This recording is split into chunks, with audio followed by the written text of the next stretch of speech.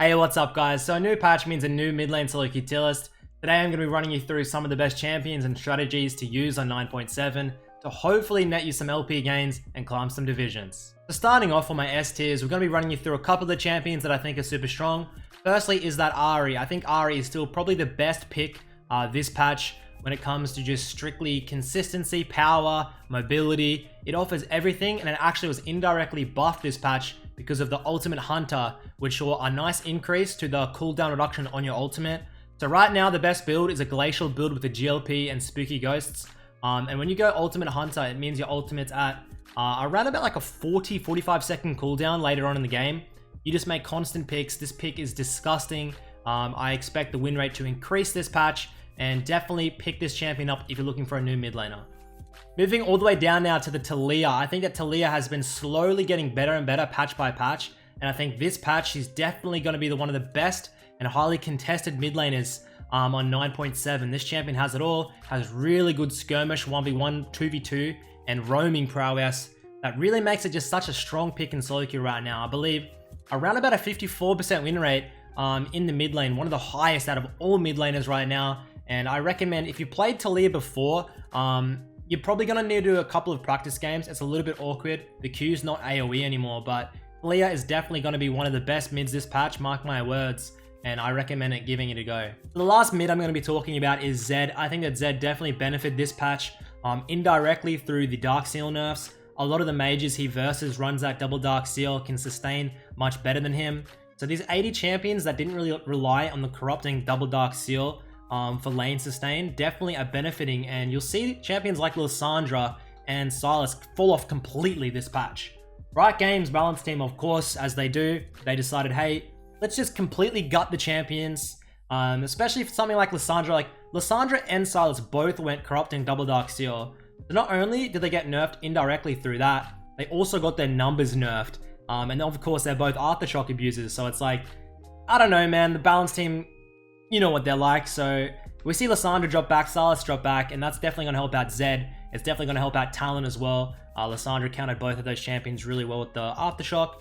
So yeah, I think that Zed is really good right now. Boasts around about a 52% win rate and has really good matchups. If you look, he has really good time into Zoe, Kassadin, Ahri, Talia. He just has really good matchups right now in the mid lane, and there's not that much you can do to counter him anymore without that Lissandra aftershock that you can just completely steamroll the lane and never die. Moving across now to my A tiers, you will still see Morgana up there in that A tier. I think that Morgana is a great champion right now. She did see small nerfs to her W this patch, but it's not going to be enough to bump her out. Karthus, Corki, especially this patch, are going to be fine. If you're looking for some easy, maybe off-roll mid laners that you don't really need to put much time into to learn, these are probably your best pickups. A couple of champions I need to touch on is things like the Echo, like the Aurelion, who are huge double Dark Seal abusers with the Corrupting Potion. Obviously Dark Seal this patch, 33% of the AP has been taken away, and the resell value also been hit by like 100 and something gold. So obviously these champions are going to be indirectly nerfed through this because they won't be going this anymore. You're probably still going to have to go at least one Dark Seal or maybe a Doran's on things like the Echo, but it's definitely hit to these champions, and it's definitely going to prevent them from being up in that God tier. Another champion that likes to go the Corrupting and Dark Seal is LeBlanc. I think that because of the Lissandra changes, LeBlanc is still very strong. There's not many really good counters to LeBlanc. Maybe something like a Kassadin. Talia is okay as well. But definitely because of that Silas and Lissandra coming down, LeBlanc's still a really potent pick on 9.7. One champion I need to keep eyes on is that Fizz as well. I think that maybe Fizz could be sleeper OP this patch with that Lissandra coming down. You probably can ban Kassadin away, and you're going to be having a really nice laning phase. Picking that into things like the Zoe, you can pick it into Ahri, Talia. If you want a little bit of a skill matchup, you can pick it into Zed, give that a go as well. I think that Fizz definitely is climbing up in the win rates and probably is a really good pick this patch, especially into champions with low mobility. So look down in the A tiers, things like the Syndra, things like the Corki. Fizz always does really well into these champions. Catch them off guard with the ultimate, all in, and just snowball the game ridiculously. Moving down to my B tiers, we see that Kayle. Kayle get hit pretty hard with nerfs this patch. I think that although Kayle is still strong, it's going to be stronger in the top lane, guys. The mid lane Kayle, we saw players like Fnatic, Nemesis pull it out, and he played it exceptionally well. The thing is with Kayle, it just works better top lane in these longer lanes, in these matchups that don't really just completely abuse you. Kayle's super hard to play into like control mages. You can maybe play it in things like Akali and have a really nice lane. But other than that, I think Kayle's definitely better as a top laner. And if you're looking to pick it up as a mid laner, you probably don't want to be blind picking it every game. Another champion of mine is that Nocturne. I love Nocturne mid, man. I think Nocturne mid is still good. I think that Nocturne, ever since that nerf to the Essence Reaver and to the conversion to the Spear of Sojin, Nocturne definitely has been coming down slowly. He's been struggling against a lot of these matchups.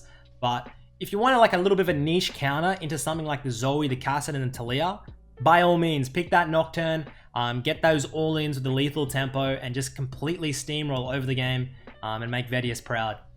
What else do I need to touch on? Probably the Azir buffs. Azir got buffed, I think, 10 damage on his Qs. And he also got an attack speed scaling buff the patch previous. So although Azir, I think, is super strong right now in a competitive sense, in competitive games, it's always a little bit iffy in SoloQ, the same with that Ryze, where it just benefits team play more so.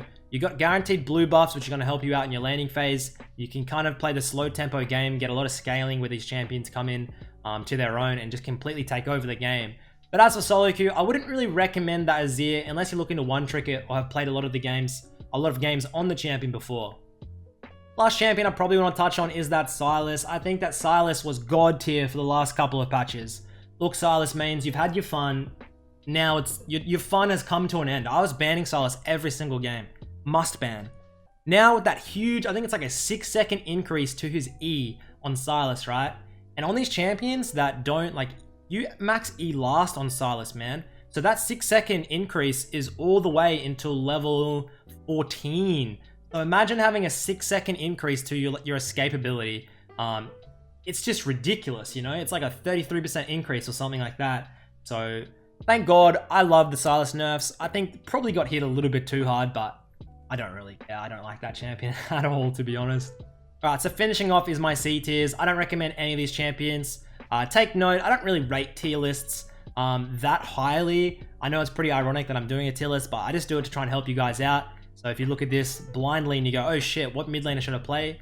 Go ahead and play that Ahri, go ahead and play that Malzahar. But that's not saying you can't go ahead and get like a 55% win rate on Diana and climb with Diana. You can do it, and if maybe you're going to have a better success with the Diana than the Ahri, I don't really know.